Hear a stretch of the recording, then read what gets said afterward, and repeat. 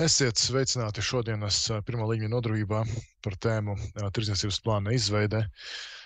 Mani sauc Justīns Petinēns. Pilnīgi iespējams esmu runājis ar katru no jums un noteikti piefiksējat kontaktus, ja gadījumā nesat to izdarījuši. Svarīgi zināt, ka ieguldījumi ir saistīti ar riskiem, un tie var nebūt piemēroti visiem investoriem. CFD ir sarežģīti instrumenti, un tiem ir augsts risks attiecībā uz strauju naudas zaudēšanu sviras finansējuma dēļ. Pilni riski atruna mūsu mājaslapā, aicinu ar to iepazīties. Īsumā par to, kāpēc Latvijas investori un traderi izvēlas tieši Admirāls, tā arī galvenie iemesli, kāpēc tieši Latvijā mēs esam populārs Latvijas klientiem. Pirmkārt, mēs piedāvājam piekļuvi vairāk nekā 8000 instrumentu, tā skaitā akcijām, fondiem, indeksiem, izēvielām, protams, Forex un arī citiem instrumentiem. Mēs esam globāls un uzticams uzņēmums. Pašlaik, ja nemaldos, mums ir ofisi vairāk nekā 20 valstīs. Diemžēl Latvijā pašlaik ofisa mums nav. Kā arī mēs esam droši un izcils brokeris kopš 2001. gada. Tātad mums ir pieredze jau vairāk nekā 20 gadi šai nozarē, kā arī mūsu tradinga un arī investīciju nosacījumi ir diezgan konkurētspējīgi šai nozarē, it īpaši investīciju nosacījumi. Kā arī katram mūsu klientam ir piešķirts personīgs konsultants, kas var palīdzēt ar dažādākajos jautājumos saistībā ar tradingu un mūsu pakalpojumiem. Šodien runāsim par tādām lietām, pirmkārt, kas ir tirdzniecības plāns, otrkārt, kāpēc tas ir nepieciešams, un treškārt un galvenokārt, kā izveidot ilgspējīgu un veiksmīgu tirdzniecības plānu. Kā arī webināra beigās informācija par nelielu bonusiņu, rokas grāmata vai pamācība, tāda īsa par to, kā izveidot tirdzniecības plānu, kuru varēsiet iegūt PDF formātā. Par to vairāk webināra beigās. Tātad, kas tad ir tirdzniecības plāns? Tirdzniecības plāns patiesībā ne ar ko īsti neatšķiras no jebkura cita plāna, kurus lieto citās nozarēs, uzņēmējdarbībā vai arī biznesā, jebkurā citā nozarē. Tirdzniecības plāns ir jūsu plānoto tradinga un vai investīciju aktivitāšu skice, kaut kas līdzīgs darāmo lietu sarakstam, kurš paredz visus iespējamos soļus pirms un arī pēc tiek atvērti darījumi, kā arī līdzekļu pārvaldību tirdzniecības kontā, ieguldījumu kontā un arī, protams, riska menedžmentu. Un gan arī to, kādi mērķi un cik ilgā laikā tie varētu būt izpildīti. Un galvenā tirdzniecības plāna ideja ir izstrādāt skaidras vadlīnijas, kas jums palīdzēs orientēties dažādos tirgus apstākļos ar konkrētiem rīcības soļiem. Un pašsaprotami, tirdzniecības plāns apraksta, kā jūs analizēt tirgu notiekošo. Un plāns šajā nozarē, finanšu instrumentu tirdzniecībā, var pasargāt no dažādām lietām, tā skaitā sasteigtiem un neatgriezeniskiem lēmumiem, kas var novest pie liekiem zaudējumiem. Un būtībā tirdzniecības plāns ir rīks, kas nodrošina to, ka jūsu lēmumi ir racionāli un sistemātiski, nevis balstīti uz emocijām un galīgi nejauši. Līdzīgi kā, kaut vai profesionālajā sportā, kurā ir ārkārtīgi svarīgi sagatavoties gaidāmai spēlei, iepriekš paredzot iespējamās darbības gadījumā, ja piepildās viens otrs scenārijs, finanšu instrumentu tirdzniecībā ir līdzīgi. Ja skaidrs tirdzniecības plāns var ļauj sagatavoties dažādiem tirgus apstākļiem, iepriekš paredzot savas darbības gadījumā, ja tirgu piepildās viens vai otrs scenārijs. Un kāpēc tas ir nepieciešams? Tātad uzsākot finanšu instrumentu tirdzniecību bez pienācīgas sagatavošanās, ļoti iespējams novedīs pie neapmierinoša rezultāta. Un veicot kādu darījumu tirgos, ir nepieciešams zināt, ko tieši jūs gaidāt no cenas, no instrumenta, kāds ir mērķis un kā plānot pasargāt kapitālu, jeb kontrolēt risku. Jebkuram saprātīgam traderim un investoram ir plāns, kas pirms izmantošanas praksē ir pārbaudīts. Ja tas ir iespējams, ja to ir iespējams pārbaudīt uz cenas, izmantojot cenas vēsturiskos datus, kas arī ir viens no labākajiem veidiem, kā pārliecināties par plāna veiktspēju reālos tirgus apstākļos. Un ir jāsaprot, ka finanšu tirgi ir viena no nežēlīgākajām vidēm vispār, un mazākā kļūda var izmaksāt ļoti dārgi, ja tāpēc darbošanās finanšu tirgos ar vāju vai nepietiekamu plānu ir tiešām ļoti slikta ideja. Un ja minēt tikai dažus no tirdzniecības plāna ieguvumiem, galvenokārt jums būs skaidrība par to, vai konkrētajā situācijā vispār ir nepieciešams pieņemt lēmumu. Kādam tas var likties dīvaini, bet nekā nedarīšana, ja sēdēšana uz sola, uz soliņa malā, var būt pareizs gājiens kādā situācijā. Ja jūsu plāns vai arī tirgi neprognozē volatilitāti, jeb kustību, atkal atkarīgs no pieejas, tas ir nedaudz subjektīvs jautājums, nav nekādas jēgas vērt pozīcijās, kas vairāk atkal tiecas uz vidējā un īsāka tradinga stratēģijām. Mēs paši, mēs nesakām tirgiem, kad būs peļņas iespējas.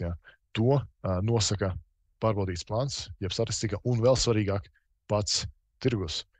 Un ja jūsu plāns nosaka konkrētus skaidrus kritērijus, kuri neizpildās pilnībā, nav vajadzības rīkoties. Tātad strukturēta riska pārvaldība arī ir tikpat svarīga, cik pašu ideju un darījumu ģenerēšana. Tātad strukturēta riska pārvaldība ir neatņemama sastāvdaļa katram veiksmīgam plānam. Un lai kādas emocijas varētu būt, riska pārvaldības plāns neapšaubāmi norādīs pareizo virzienu. Liek piebilst, bet emocijas finanšu instrumentu tirdzniecībā var novest tikai vienīgi pie zaudējumiem.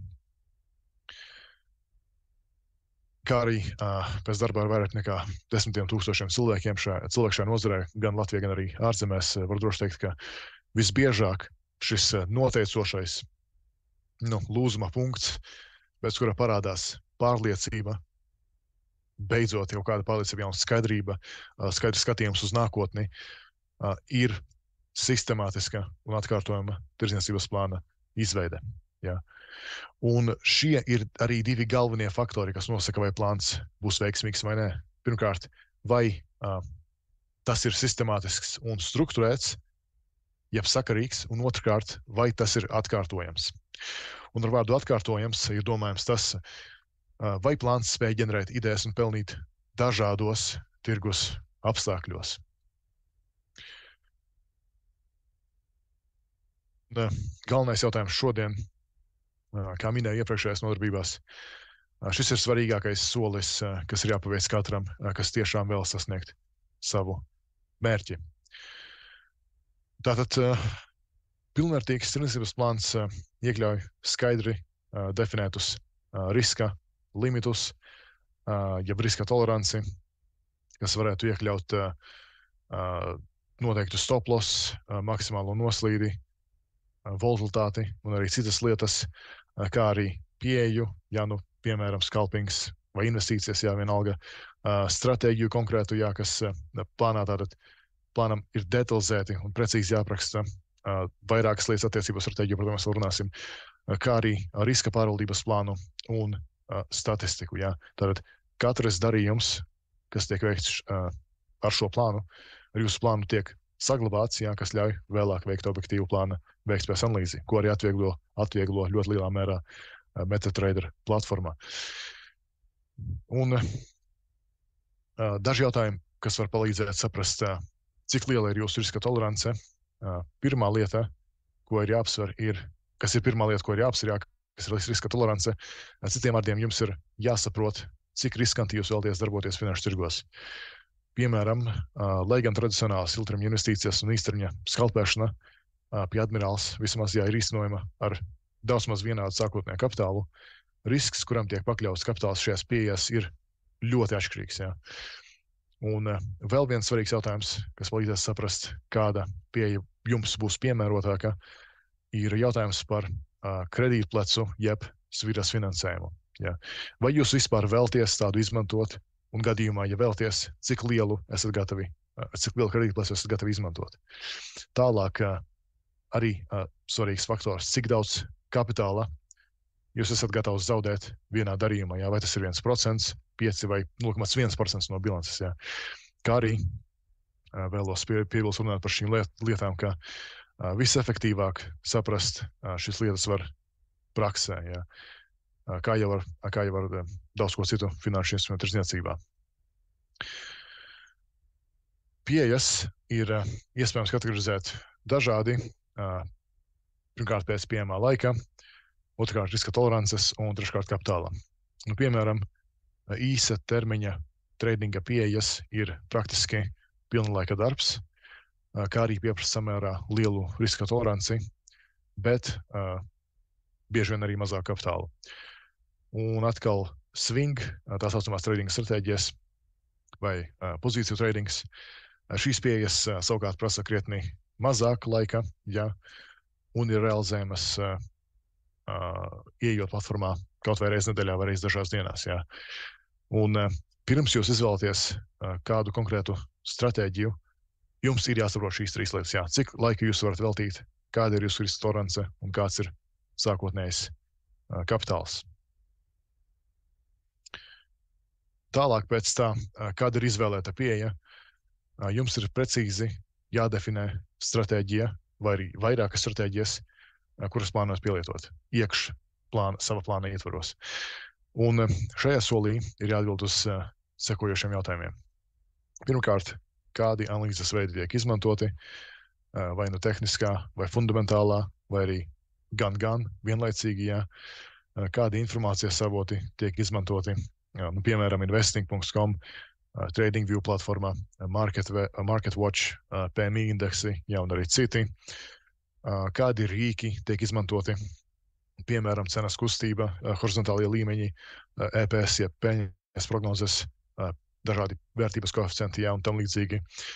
Protams, arī svarīgs punkts, kuri instrumenti tiek tirgoti, vai tās ir, piemēram, tikai ASV akcijas, vai arī tikai globālās akcijas, vai arī tikai cikliskās izēvielas, peldošās, vai arī peldošie, vai arī peldošās valūtas tikai. Un pats svarīgākais, protams, tātad precīzi jādefinē, kādi ir darījumu atvēršanas un aizvēršanas kritēriji. Kā arī stratēģijas, jeb varam arī nosaukt par metodēm, var būt diskrētas un sistemātiskas. Piemēram, ja jūsu lēmumu pieņemšanu lielā mērā ietekmē jūsu subjektīvā analīze, citiem vārdiem konkrētu darījumu atvēršanas un aizvēršanas kritēriju īsti nav, ja ir tikai aptuveni, tā skaitās diskrētā metode. Un sistemātiskā metode, pretēji diskrētai metodei, nosaka, ka lēmumi tiek pieņemti uz precīzi definētiem kritērijiem vai modeļiem. Ja, kaut vai, ja viens no kritērijiem netiek izpildīts, darījums vienkārši netiek veikts, ja netiek atvērts vai aizvērts.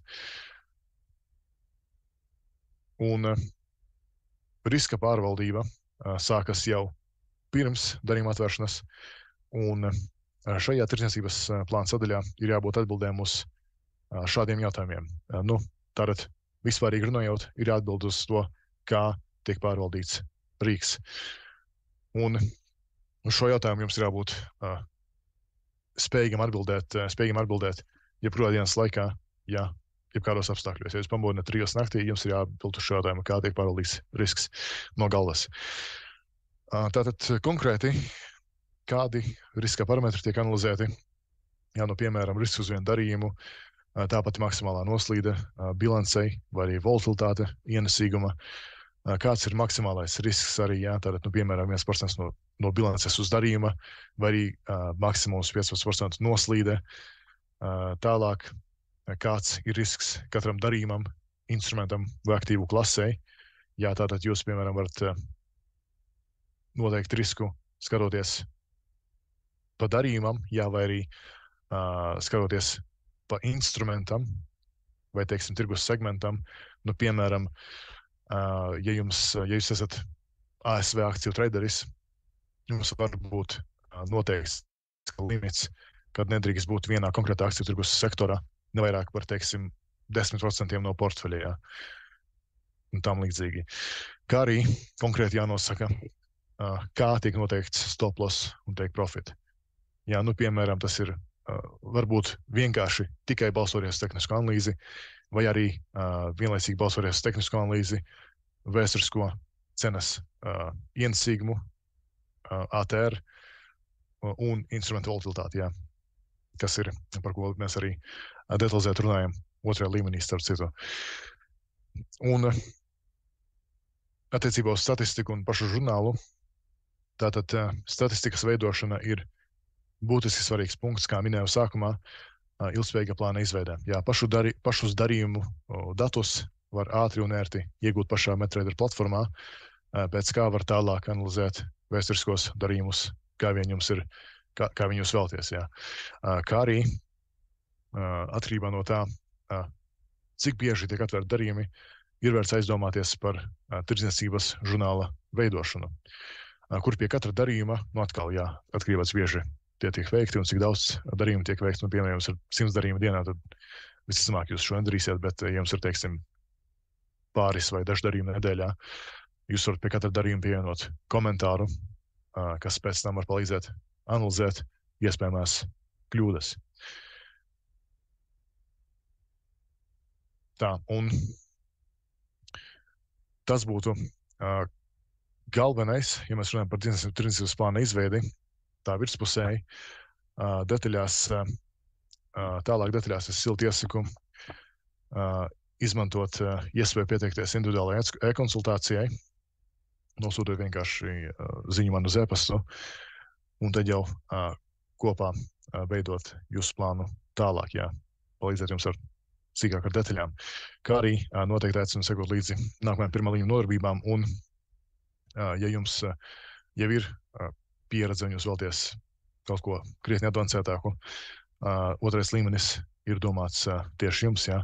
Tātad tekošais otrā līmeņa projekts ir tēmēts vairāk uz aktīvu tirdzniecību, bet tēmas, par kurām tiek runāts, ir attiecināmas ne tikai uz akcijām, un arī tas var noderēt gan traderim, gan ilgtermiņa investoriem. Un kā minēju, tātad neliels bonusiņš jau dāvana no manas puses. Tātad, ja jums ir vēlmes saņemt tirdzniecības plāna izveides pamācību, vienkārši arī nosūtiet man e-pastu, un es jums nosūtīšu šo pamācību uzreiz pēc nodarbības. Tā, tad paldies par uzmanību un tiekamies nākamajā nodarbībā.